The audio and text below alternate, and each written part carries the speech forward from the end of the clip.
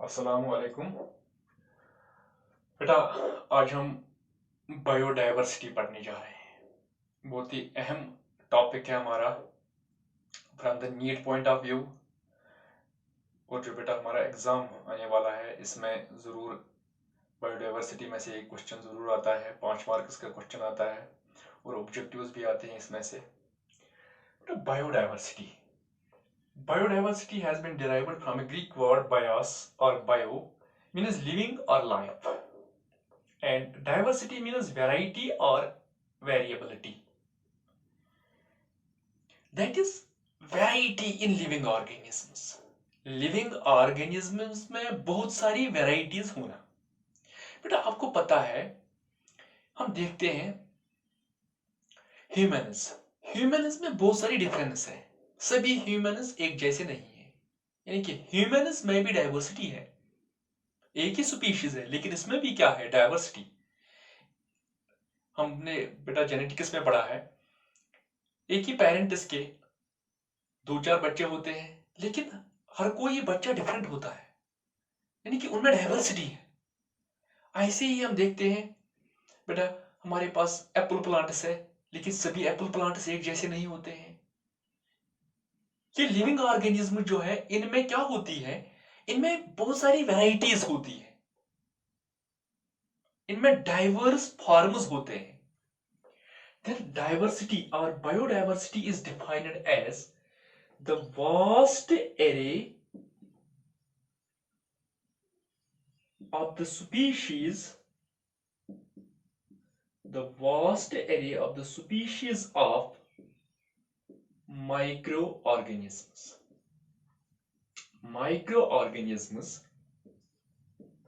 Alga, fungi, plants and animals.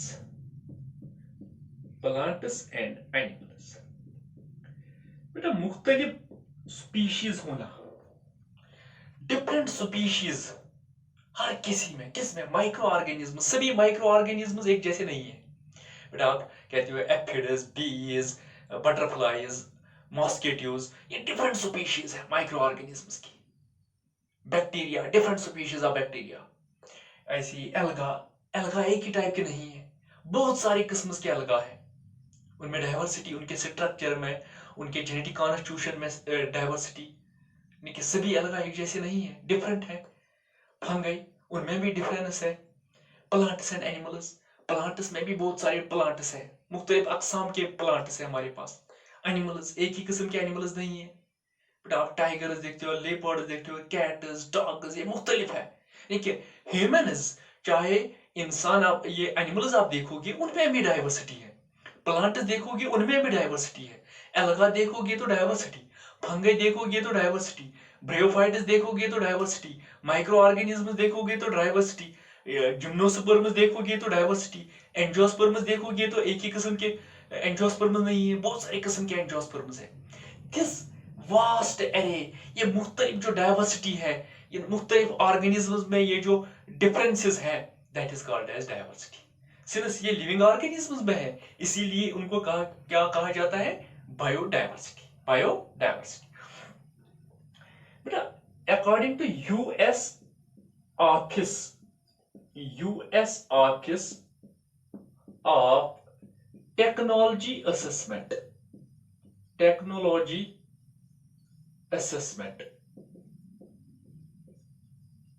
according to US Office of Technology Assessment 1987, US Office of Technology Assessment 1987 में define करता है biodiversity.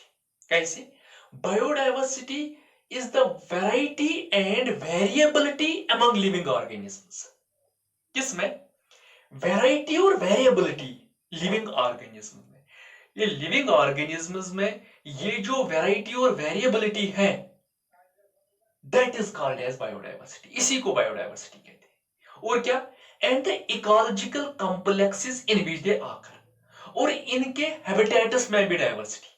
सभी organisms water में नहीं पाए जाते हैं, यानी कि कुछ वाटर में पाए जाते हैं। सभी ऑर्गेनिजम्स सैंड पे नहीं होते हैं, सभी ऑर्गेनिजम्स फॉरेस्ट में नहीं रहते हैं, सभी ऑर्गेनिज्म टेरेस्ट्रियल लैंड में नहीं पाए जाते हैं, यानी कि उनके रहने के तरीके, उनके रहने का जो ढंग है वो भी डिफरेंट है, और जहां पे रहते हैं वो भी डिफरेंट है। कोई प्लांट्स पे रहते हैं तो कहीं जमीन पर रहते हैं, कहीं जमीन के नीचे, कहीं जमीन के ऊपर। ये देखिए हर किसी ऑर्गेनिज्म में डाइवर्सिटी, और इनके हैबिटेट में भी डाइवर्सिटी। एंड द टेरेस्ट्रियल और एक्वेटिक हैबिटेट्स वेयर दे आकर, उनके हैबिटेट्स में भी डिफरेंस, उनके हैबिटेट्स में भी variety, variability, different types of habitats, that is called as biodiversity. When there is a variety and variability among living organisms, there is a variation among living organisms, we call this as biodiversity. इसी को biodiversity कहते हैं। बेटा ये जो biodiversity है, the concept of biodiversity is perhaps occurred in 1980. शायद ये बताया जाता है कि 1980 में कंसेप्ट आया बायोडाइवर्सिटी का, and W.G. Rosen in 1985 coined the term biodiversity. W.G. Rosen in 1985 इसी ने टर्म प्रपोज की biodiversity. 29th of December is celebrated as World Biodiversity Day. World Biodiversity Day. क्या कहते हैं इसको? World Biodiversity Day. और बेटा ये जो बायोडाइवर्सिटी है, we see the different types of microorganisms, different types of birds. And it has been estimated that there are about 5.5 million species existing on the planet Earth. बेटा इस अर्थ planet पे कितने estimate किया जाता है, बेटा ये एग्जैक्ट नहीं होता है फिगर्स, ये एस्टिमेट किया जाता है 5.5 मिलियन स्पीशीज है इस अर्थ पे, एग्जिस्ट जो होते हैं इस अर्थ पे, वो कितना है? 5.5 million species. And great majority among this 5.5 million, the great majority, more than 70%, great majority are animals. उनमें से ज्यादा क्या है? ज्यादातर एनिमल्स है। जितना भी यहाँ पे पाया जाता है उसमें ज्यादा प्रपोर्शन, more than 70% है animals, and about 22% are plants, और 22% क्या है? प्लांट्स है। यानी कि जितना भी यहाँ इस अर्थ पे पाया जाता है लिविंग ऑर्गेनिजम्स, उनमें ज्यादा एनिमल्स है और अबाउट 22% प्लांट्स है। Among the animals, अगर हम एनिमल्स देखेंगे, among the animals, the great majority, the most intriguing question क्या है? यूनिक क्वेश्चन क्या है? यहाँ पे यूनिक क्वेश्चन है कि इसमें से, या अहम बात जो है वो है among the animals, ज्यादातर एनिमल्स है, ग्रेट मेजॉरिटी आर इंसेक्ट्स, इनमें इंसेक्ट ज्यादा है, यानी कि एनिमल्स में सबसे ज्यादा क्या है? इंसेक्ट्स है। With the previous estimate of 7 out of 10 and present estimate of 8 out of 10, present estimate यानी कि इससे जो प्रीवियस एस्टिमेट था वो बता रहा था अगर 10 एनिमल्स होंगे उसमें से 7 इंसेक्ट्स होंगे। अब प्रेजेंट एस्टिमेट कहता है अगर 10 एनिमल्स होंगे उसमें से 8 इंसेक्ट्स होंगे। इतनी इंसेक्ट्स न्यूमरस है, इतने इंसेक्ट ज्यादा है। Further the knowledge about प्रोटिस्ट्स, alga, ये जो हमारे बैक्टीरिया है, आर्चिबैक्टीरिया है या यूबैक्टीरिया है, देयर नॉलेज इज फ्रेगमेंटरी। उनके मुतालिक हमें एग्जैक्ट इंफॉर्मेशन नहीं है, कितने होंगे, उनके कितने स्पीशीज होंगे। 2010 was declared as the International Year of Biodiversity. बेटा 2010 जो है इसको क्या कंसिडर किया गया था? 2010 was declared as the International Year of Biodiversity. 2010 is declared as the International Year of Biodiversity. And the theme was biodiversity, और थीम क्या था उस वक्त? Biodiversity for development, biodiversity for development and poverty elevation, biodiversity for development and poverty elevation। 2010 को क्या declare किया गया है? International year of biodiversity. और बेटा थीम था बायोडाइवर्सिटी फॉर डेवलपमेंट। अगर हमें डेवलपमेंट करनी है तो हम तभी डेवलपमेंट कर सकते हैं जब हमारे पास बहुत सारी वैरायटी एंड वेरिएबिलिटी होंगी लिविंग ऑर्गेनिजम्स की। डेवलपमेंट पॉसिबल है with the help of biodiversity and poverty alleviation. हम गरीबी खत्म कर सकते हैं अगर हमारे पास क्या होगा? बायोडाइवर्सिटी होगी। अगर हमारे पास रिच बायोडाइवर्सिटी है तो हम गरीबी को खत्म कर सकते हैं। बेटा बायोडाइवर्सिटी का मतलब क्या है? हमें डिफरेंट टाइप्स ऑफ फूड से अवेलेबल है। हमारे स्टेबल डाइट है यहाँ पे राइस, ये हमें इजीली अवेलेबल है। बेटा हमारे पास व्हीट भी है। हम उस फूड को प्रेफर करेंगे, जो गरीब लोग होंगे वो उस फूड को प्रेफर करेंगे जो सस्ता होगी। अगर एक ही स्पीशीज होगी, मतलब एक ही फूड अवेलेबल होगा और वो इसको प्रेफर करते ज्यादातर कौन? रिच लोग, वो ही खा सकते। और अगर ये महंगा होगा, एक ही फूड अवेलेबल होगा और महंगा होगा, वो इसको कौन अफोर्ड कर सकता? रिच पीपल अफोर्ड कर सकते। जो गरीब लोग हैं, जो पोवर्टी वाले लोग हैं, वो किसको प्रेफर करते? वो प्रेफर करते हैं उस फूड को जो इजीली अवेलेबल है, जिसकी प्राइस कम है। लो प्राइस वाला फूड प्रेफर कर सकते हैं। लेकिन किसकी वजह से? बायोडाइवर्सिटी की वजह से। अगर ये बायोडाइवर्सिटी नहीं होती तब एक ही फूड अवेलेबल होता और सभी इसके पीछे पड़ जाते, तो इसका जो प्राइस होता, प्राइस बढ़ जाता और गरीब अफोर्ड नहीं कर सकता। इसी तरह बेटा अगर हमारे पास बहुत जंगल है, वसी जंगल है, ये गरीब लोग वहां पे जा सकते और वहां पे अपनी रोजी रोटी कमा सकते। और अगर जंगल ही नहीं होंगे, अगर ये मुख्तलिफ किस्म के प्लांट्स नहीं होंगे, वहां पे different types of foods available है, अगर ये फूड्स अवेलेबल नहीं होते तो गरीब लोग मर जाते। यानी कि गरीबी को हम उखाड़ सकते हैं बायोडाइवर्सिटी की मदद से। हम डेवलपमेंट कर सकते हैं बायोडाइवर्सिटी की मदद से। और बान की मून ने बेटा इस दिन कहा था, biodiversity is life, our life. Biodiversity life है, जिंदगी है बायोडाइवर्सिटी की वजह से। आवर लाइफ, हमारी जिंदगी, यानी कि हमारी जिंदगी बायोडाइवर्सिटी है। बेटा इस वक्त आप देख रहे हो कि मुख्तलिफ किस्म के बीमारियां होती हैं और एक ही प्लांट से उन बीमारियों का इलाज नहीं किया जा सकता। मुख्तलिफ किस्म की बीमारियां के लिए मुख्तलिफ किस्म के प्लांट अवेलेबल है। अगर ये नहीं होते तो हम इन बीमारियों का इलाज नहीं कर सकते। शाबाश बेटा। अब बायोडाइवर्सिटी के टाइप्स और लेवल्स ऑफ बायोडाइवर्सिटी। बायोडाइवर्सिटी के लेवल्स, बेटा biodiversity can be differentiated into 3 levels. बेटा फर्स्ट है जेनेटिक लेवल, हम इसको देख सकते हैं किस पे? Genetic level. बेटा सेकंड है स्पेसिफिक लेवल और स्पीशीज डाइवर्सिटी। जेनेटिक लेवल और genetic diversity, genetic diversity, genetic diversity, species diversity, और थर्ड है बेटा इकोसिस्टम और कम्युनिटी डाइवर्सिटी। इकोसिस्टम और कम्युनिटी डाइवर्सिटी, इकोसिस्टम और कम्युनिटी डाइवर्सिटी। शाबाश। Okay, biodiversity can be divided into 3 levels. First, genetic level. Genetic level is the diversity, is the variation among the genes. बेटा and chromosomes, अगर आप jeans और chromosomes देखोगे बेटा उनमें भी डाइवर्सिटी होगी।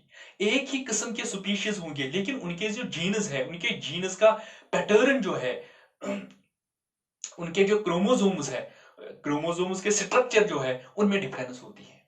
बेटा मैं भी बता रहा था, हम बहुत सारे ह्यूमंस, हम एक ही स्पीशीज है लेकिन हम में डिफरेंस है। यानी कि जब हम जेनेटिक्स और जीन्स में देखते हैं, difference in genes, variation in genes is the genetic diversity. This includes the diversity among the genes and the chromosomes. Genes और क्रोमोसोम्स में वेरिएशन, इसको क्या कहेंगे, जेनेटिक डाइवर्सिटी। बट सेकंड है specific diversity. It includes the diversity among the species, एक ही species और इस एक ही स्पीशीज के ऑर्गेनिज्म, जितने भी ऑर्गेनिज्म्स हैं वो भी डिफरेंस दिखाते हैं, that is the specific difference, specific diversity. बेटा हम देखते हैं एप्पल प्लांट्स, लेकिन सभी एप्पल प्लांट्स एक जैसे नहीं है, उनमें डाइवर्सिटी है, स्पीशीज एक ही होगी। हम सभी ह्यूमंस एक ही स्पीशीज है, होमोसुपेनस, लेकिन फिर भी हम डिफरेंस दिखाते हैं, हम में फिर भी क्या वेरिएशन है, दैट इज द सुपेसिफिक डाइवर्सिटी। और थर्ड क्या है, इकोसिस्टम और community. This includes the diversity in ecosystems, ecosystems में डाइवर्सिटी, किसमें, इकोसिस्टम्स। वाटर इकोसिस्टम में बेटा वहां पे मुख्तलिफ स्पीशीज होंगे, टेरिस्ट्रियल लैंड में डिफरेंट स्पीशीज होंगे, ग्रास लैंड में अलग स्पीशीज होंगे, ऐसे बेटा फॉरेस्ट में अलग स्पीशीज होंगे। हर किसी हैबिटेट, हर किसी इकोसिस्टम या हर किसी कम्युनिटी जहां पे डिफरेंट स्पीशीज रहते हो वहां पे डिफरेंस होती है। अगर आप जीनस में डिफरेंस देखते हो that is the genetic diversity, अगर आपने स्पीशीज में पढ़ा स्पीशीज में भी डाइवर्सिटी है, that is the specific diversity. और अगर आप देखते हो कि इकोसिस्टम्स में भी डाइवर्सिटी या कम्युनिटीज में diversity, that is called as, शाबाश, इकोसिस्टम और genetic diversity. But this ecosystem और community diversity, it may be alpha diversity, ये 3 टाइप्स में आता है। अल्फा डाइवर्सिटी, बेटा अल्फा डाइवर्सिटी का मतलब है it is the number of species in a single community, number of species in a single community, in a single community. बेटा एक कम्युनिटी में कितने नंबर ऑफ स्पीशीज होंगे, किसी एक कम्युनिटी में। बेटा सपोज हम एक पॉन्ड देख रहे हैं, पॉन्ड में स्मॉल फिशेज है, लार्ज फिशेज है, फाइटोप्लैंक्टन्स है, रोटिफायर्स है, इसमें कितनी डाइवर्सिटी है। एक हैबिटेट में, एक सिंगल कम्युनिटी में नंबर ऑफ स्पीशीज कितने हैं, that is the alpha diversity. Beta diversity, it is the variation, this refers to the degree to which the species composition changes with along the environmental gradient. क्या, this refers to the degree of, शाबाश, to the degree to which the species composition changes along with the environmental gradient। बेटा environment के साथ साथ, environment के साथ साथ, suppose हम पॉन्ड में हैं, वहां पे एक किस्म का एनवायरनमेंट है, अब हम पॉन्ड से निकले, वहां पे क्या है, दूसरा एनवायरनमेंट है, लैंड आ गई, अब वहां पे टेम्परेचर इंक्रीज होगा। उस एनवायरनमेंटल ग्रेडियंट के साथ साथ कितनी चेंजेस होती हैं, कितनी स्पीशीज कंपोजिशन चेंज होती है। एक ही जगह पे है एक पॉन्ड और इसका जो बेटा एज है उसमें थोड़ी डिफरेंस होगी ना टेम्परेचर। सपोज ये एक पॉन्ड है, क्या है, पॉन्ड है बेटा, ये पॉन्ड जो है इसमें वाटर है, इसमें स्पीशीज अलग तरह की स्पीशीज होंगी, और ये जो एज है इसका, इस पे क्या होगा, डिफरेंट स्पीशीज, और इसके थोड़ी बाहर अगर हम देखेंगे यहाँ पे टोटली स्पीशीज कंपोजिशन चेंज होगा। यानी कि स्पीशीज कंपोजिशन कितना चेंज होता है along the environmental gradient। जो ही हम एनवायरनमेंट की बात करते हैं, यहाँ पे एक एनवायरनमेंट था, यहाँ पे दूसरा एनवायरनमेंट था, थोड़ा एनवायरनमेंट की चेंज की वजह से कितनी स्पीशीज कंपोजिशन कितना चेंज होता है, that is the beta diversity, that is the beta diversity. बेटा थर्ड है गामा डाइवर्सिटी, गामा डाइवर्सिटी। बेटा gamma diversity is also called as regional diversity. ये किसी रीजन की डाइवर्सिटी हम देखते हैं, regional diversity. It is also called, gamma is also called as regional diversity।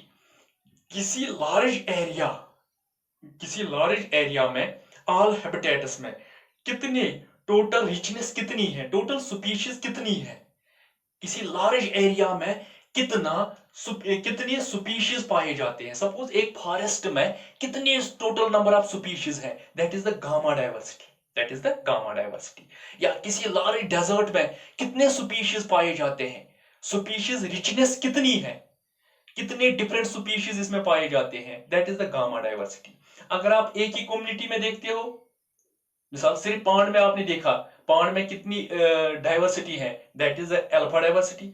अब आप अगर आप देखोगे एनवायरमेंटल चेंज की वजह से, एनवायरमेंटल वेरिएशन की वजह से, एनवायरमेंट वेरिएशन के साथ साथ सुपीशीज का नंबर कितना होता है, कि सुपीशीज का नंबर चेंज कितना हुआ, यानी कि कितने सुपीशीज पाए जाते हैं जब हमने देखा कि एनवायरमेंट में चेंज होती है। वाटर में एक एनवायरमेंट था, इसके साथ ही एक टेरिस्ट्रियल लैंड है, इसमें दूसरा एनवायरमेंट है, उसमें कुल टोटल सुपीशीज कितने हैं एक एरिया के, लेकिन छोटे एरिया के।